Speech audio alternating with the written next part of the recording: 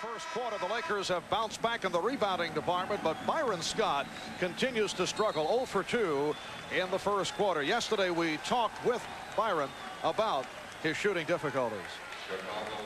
Just if you get another good look, you know you're going to bang it down. You know, that's the only thing I tell myself. The next good shot I get is going to go down. You know, I had that much confidence in my shot and myself. And, you know, like last night, when it doesn't go, just look at it the next morning and say, hey, that was one game. You know you're not going to have two games like that. Well, Byron Scott, who was just replaced by Terry Teagle, began the final shooting 53% in the postseason, 58% from three-point range. Had brilliant games in the Golden State and Portland series, but the Bulls have concentrated on him. He's been shut down. Plus, when he doesn't get enough shots, he loses his rhythm. Also, he's been occupied at the other end by Michael Jordan. But you know he'd love to turn it because he did not have a good playoff series a year ago. And to the fact that normally, as Hodges pulls up quickly to try and get off with a jumper from the outside, and to the fact that the Lakers normally would be able to go to Terry Teagle, put Teagle in the game. Hey, if Scott's struggling, Teagle picks up the scoring slack. But whereas Scott comes in shooting 21%, Teagle only shooting 28% against Chicago. Neither of the two guards producing. Horace Grant called for that foul as this second quarter gets underway, and the Lakers lead at 28-27. They close the first quarter with a 15-5 run. Perkins working on Williams. Rebounded by Grant. Has it reached the point where Byron Scott is just psyched out, coming off the 0 for 8 the other night? I'm not sure the word psyched out is the proper one, as opposed to maybe just hanging his head a little bit to the point where he's feeling sorry for himself and needs a big game to get himself going back in it mentally and obviously get the Lakers going. Grant and Divac showing the extension by hauling that one down. The man who's replaced Byron Scott, Terry Teagle, also has not been able to get going. Magic with the spin. And Scott Williams able to get to it. Scott going behind the back against Vlade Divac. Minute and a half gone by. Second quarter. Bulls with the ball, down by one. Here's Williams. Nice move. Divac got caught in the air that time. Did not want to commit the foul. As a result, just kind of backed off as he came back down. Williams snuck it up in there for the score. The Bulls 29, the Lakers 28. Divac, Green, Perkins up front, Teagle and Johnson at the guards. Foul called on the Bulls. It's on Hodges. A little pump fake, head fake right here, gets Divac in the air. Then to avoid a quick early foul, Vlade basically just backs off. Instructions the other night from Magic, don't get in early foul trouble.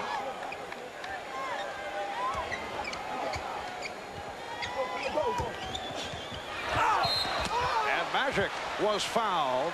Livingston went flying and inadvertently tripped up. Because Magic is so big at 6'9", 220, when he starts to go one way, you need to get your body over in front of him, which Jordan does. But then Magic, with the quick reverse, is too close, is able to get the shot up before the defensive rotation takes place by Livingston. Magic Johnson, 5 for 5 from the line. And Magic getting into it offensively early. He now has 7 points.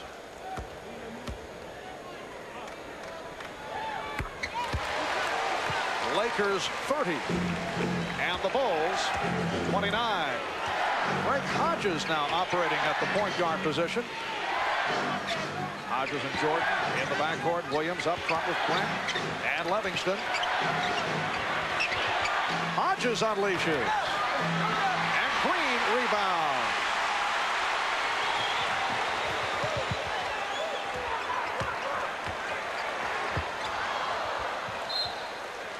Another example of the hands-on defense by Chicago. Magic spotted an open player underneath, tried to fire it across, deflection out of bounds.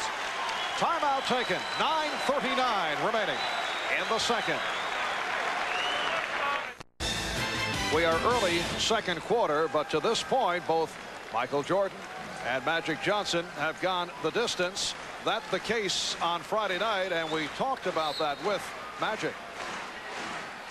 Well, you can never play too much when it's all on the line. You know, it's sometimes it be that way. Of course, I was tired, but that's just going to happen.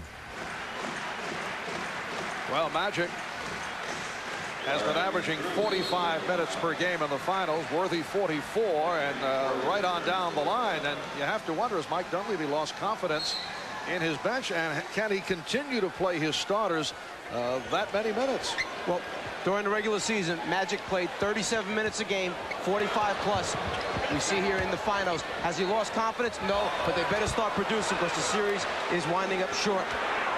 And that shot by Teagle went short. Jordan at the other end, able to hit. The Bulls lead at 31-30. Magic Johnson now getting a rest for the first time this evening. Sitting down with 8 points and 4 assists. Larry Drew has come on. Drew and Teagle in the backcourt. Perkins up front along with Green and Worthy. In transition, the Bulls do a great job of keeping their heads up and looking down the floor. And then who better than Michael to catch and convert? Drew working against Hodges. Perkins played by Williams and then Grant. And Livingston gets to it. Perkins almost forgot that time that they were going to be there coming from the baseline, turned right into the double team. Here's Jordan.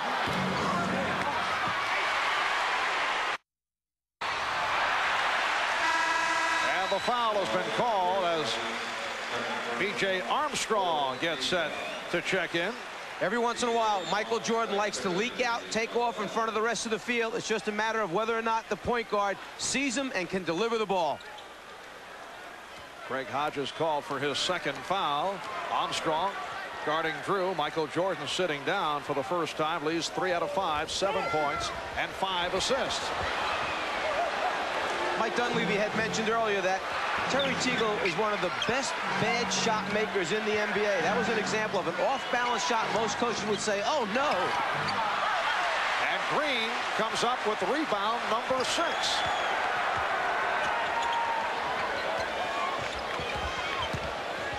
Here's Drew. Williams off the boards. Both clubs have gone cold. Pippen for Hodges. Yes. And that was just within 2-point range. So Craig Hodges with his first field goal. It's the Bulls 33 and the Lakers 30. And the last shot by Larry Drew. He's trying to help the team out. He's getting his opportunity early here. He comes in and wants to do something positive. But I'm not quite sure that's the shot Dunleavy wanted last time down. Shot clock at 4. And the foul on Williams. That will send Teagle to the free throw line. You get no room to get a decent shot off against the Chicago Bulls defense. It seems like every time you post up and turn, there's a second or third Bull running at you to challenge the shot or make you change the shot. The result, the team shooting just under 46% so far in this series versus Chicago. Terry Teagle in his 9th NBA season out of Baylor against the Golden State Warriors, his former club. Very valuable coming off the bench, averaging just under 11 per game, but he has not shot well. Signed as a free agent by the Lakers, connected on only 44%. Did come on strong at the end of the season as the Lakers finished strong, winning 11 of the last 14 games. Here's Armstrong. And B.J. Armstrong has given the Bulls a 35-32 lead.